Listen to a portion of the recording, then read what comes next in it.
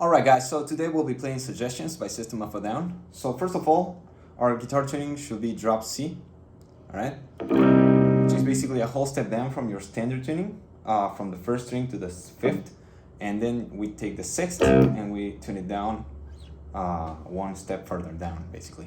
So this leaves you with a D, an A, an F, a C, a G, and a C again, alright? So this song is mostly in D Frisian, mostly, for the most part. So to begin with, the intro is this D power chord with this open A. Basically, we're playing A twice. We're playing the 14th fret, 4th string. All right, this is our D, our root. We're playing this A, it's 5th. Basically in the 16th fret, 3rd string, and we're playing the open A string or 2nd. Alright, we arpeggiate them, open down, and we grab the root, half step up to D sharp, 15th fret, 4th string. Same deal again.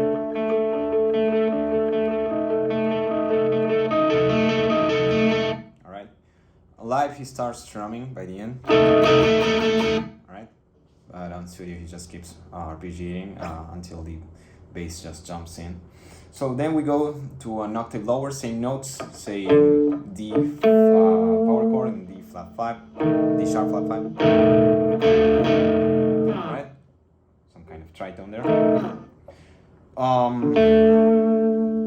Basically here we're in the 5th string, 7th fret, 4th string, 9th fret for the A. Alright, we play both, arpeggiating kind of.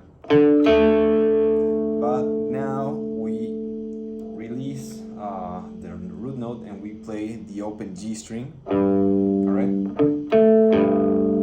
Alright. Alright, and then we go back to the A.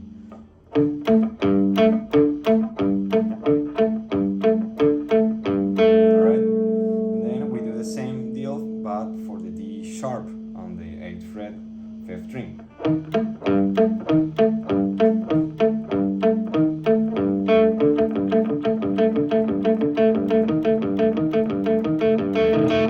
Alright, so that's the verse. And then we jump to the chorus. Let me switch to distortion here. The chorus is the same two notes, but now we're not playing flat 5, D sharp flat 5, we're just playing the D sharp power chord, basically. So on the 6th and 5th string, 2nd and 3rd fret, 2nd for the D, and 3rd string, 3rd fret for the D sharp, with the following strumming pattern.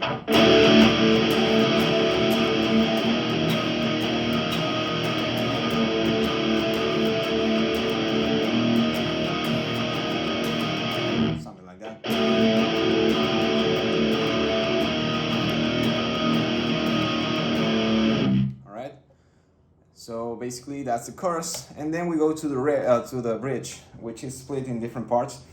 The first thing that comes up for the bridge is the following C sharp octave.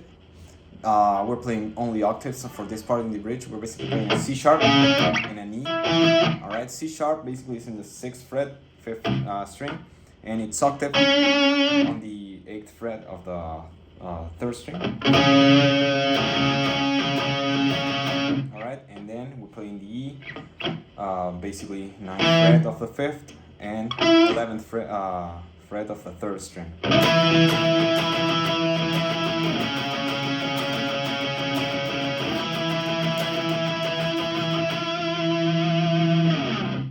Some kind of diminished thing going there. And then we go back to a D power chord while we pan to basically the same intro notes. Let's switch to clean again real quick. We go back to the intro here.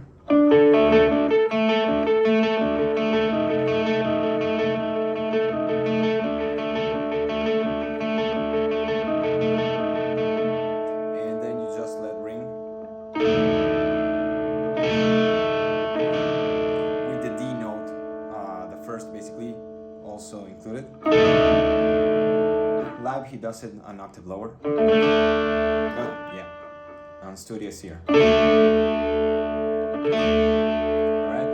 it's very important that the D note actually rings because it actually connects to the following riff, which is basically the same as the chorus.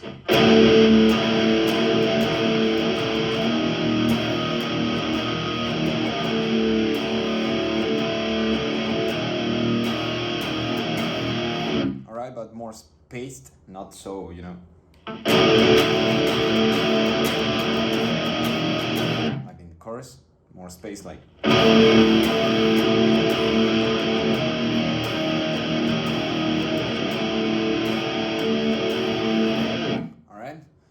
And then we go to the last part of the bridge, which is basically the same notes as basically the verse, the D fifth, but instead of a D sharp flat 5, we're just playing the D sharp power chord. Basically, well, you already know the D1, which is basically 5th and 4th string, 7th and 9th fret respectively, and then half step up, basically 8th fret and 10th fret, 5th and 4th string respectively, but with a lot of palm mute basically. And for the A and A sharp notes, we're playing a slight pinch harmonic, alright?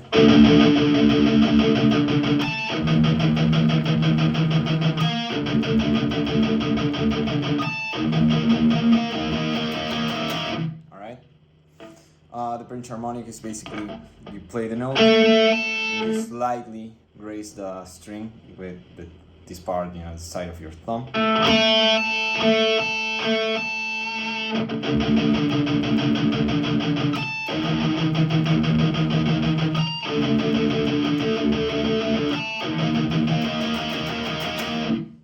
And then we just get back to the, well, the following verse actually doesn't have any guitar, almost by the end.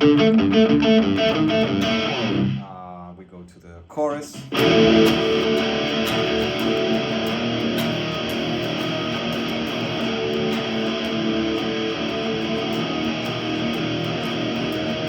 And then we just end by leaving a D power chord ring, this low D.